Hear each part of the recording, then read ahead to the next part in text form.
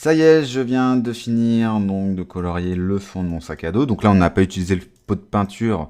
J'ai préféré utiliser le pinceau puisqu'il y a quand même des petits détails, vous voyez, au niveau des coutures, etc. Donc du coup, c'était plus évident pour moi d'utiliser le pinceau. Le calque 1, je viens le renommer en fond sac à dos. Et je vais en profiter pour grouper mes trois calques ici. Donc je les sélectionne et un petit coup de commande G. Et voilà, on renomme tout ça en sac à dos, histoire d'y voir un petit peu plus clair. Le blason, là, je trouve qu'il est un peu plus gros, donc un petit coup de CTRL T, on le réduit légèrement. On peut le repivoter un petit peu aussi. Là, ça me paraît pas trop mal. Et maintenant, on va pouvoir appliquer notre effet duotone, donc deux teintes. Une teinte bleu foncé et une teinte rouge. Donc quelque chose d'assez tendance en ce moment, même depuis l'année dernière. Pour ce faire, on vient cliquer ici sur nos calques de réglage et on va venir cliquer sur dégrader. Pardon, non. Courbe de transfert de dégradé. Donc c'est l'avant-dernier. On clique sur notre dégradé. Donc là, c'est aussi graphique, hein, en rouge et noir, mais on va plutôt préférer, nous, au niveau ici des tons les plus sombres, donc on double-clique, un bleu assez foncé.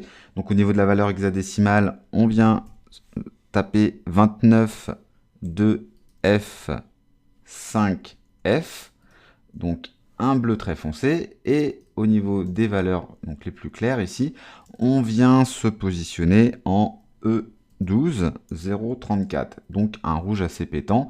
Et là, tout de suite, vous voyez que ça prend forme. Là, on a notre petit style à la main, hein, crayonné à la main, qui ressort pas mal. Donc, vous voyez au niveau du liseré du sac à dos, je vous avais dit tout à l'heure que ça allait pas forcément se voir. Donc, c'est exactement ce qu'on voulait. C'est parfait.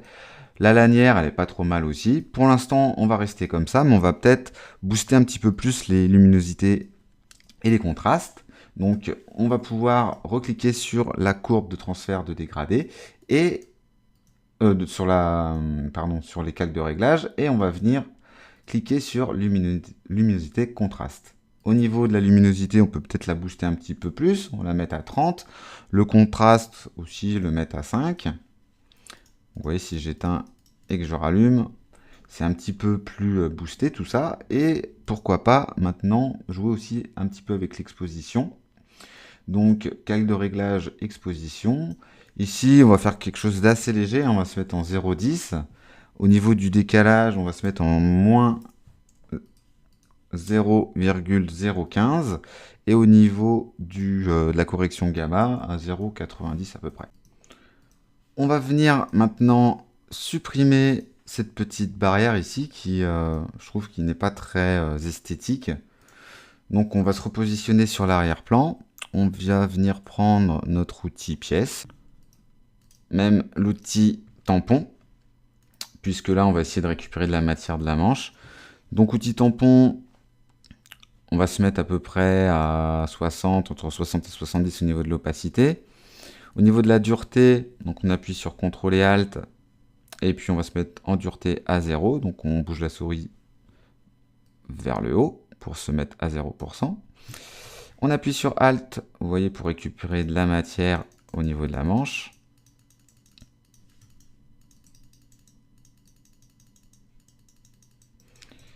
Et on vient juste donner des petits coups.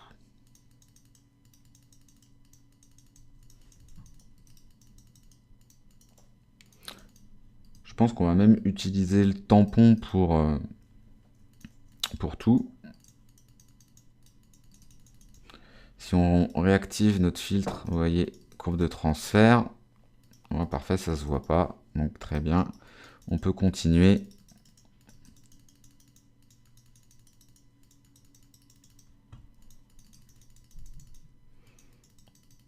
On va garder juste cette partie ici en bas à droite, histoire d'avoir un petit peu de matière. Là, pourquoi on enlève tout ça? Parce que ça va vraiment ne pas être lisible hein, si on rajoute de la typo par-dessus tout à l'heure. On regarde ce que ça donne, on réactive tout ça. Et ben j'ai envie de vous dire, ni vu ni connu, c'est parfait. Maintenant, on va pouvoir insérer une petite bulle type BD. Et puis, on va pouvoir commencer après à insérer notre typo.